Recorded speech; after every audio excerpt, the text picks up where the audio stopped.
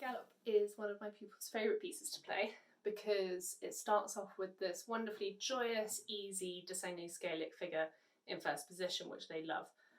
Issue here is that we're in ternary forms, and because they like that first section so much, when they're practicing at home, they'll just start at the beginning and play through to the end, which means that the B section gets only played once and the A section gets played twice.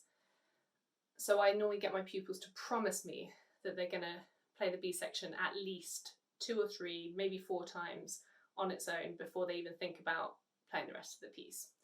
I want to talk to them about the contrast between this boisterous A section and then the piano at the B section, which we wanted to be a very sudden piano and quite extreme, so the audience have to sit forward and listen to what you're doing. Make sure it doesn't get slower. Quieter does not equal slower. And to achieve this piano sound, we're going to do 3 things with the bow. We're going to be using less bow. We're going to be bringing the contact point up over the fingerboard, and we're also going to be starting in the upper half of the bow. And this is actually going to be the tricky thing for pupils at that level because they're more used to starting down bows at the heel.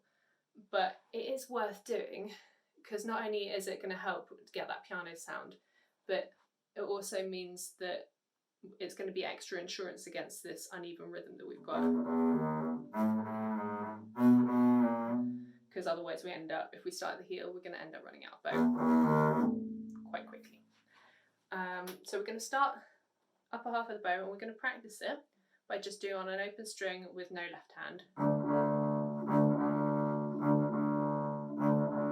And we're just going to loop that at whatever speed they're comfortable with until the rhythm is secure and even. We're not running out of bow and we're not getting a massive bulge on that first quaver, so we don't want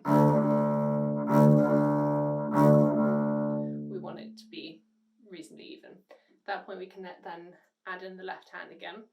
Now I found that pupils at this level are usually pretty comfortable with playing in half position, but they're not really familiar with reading D sharps and G sharps, and some of them have no idea what those are. So just make sure that they're happy with the concept of an open D and a D sharp before we start. So we're going to play the first 2 bars. Then it's worth stopping at that point, making sure we've got a really good hand shape, replacing our second finger with our first, keeping that good hand shape, and we should have perfect intonation and first position by that point.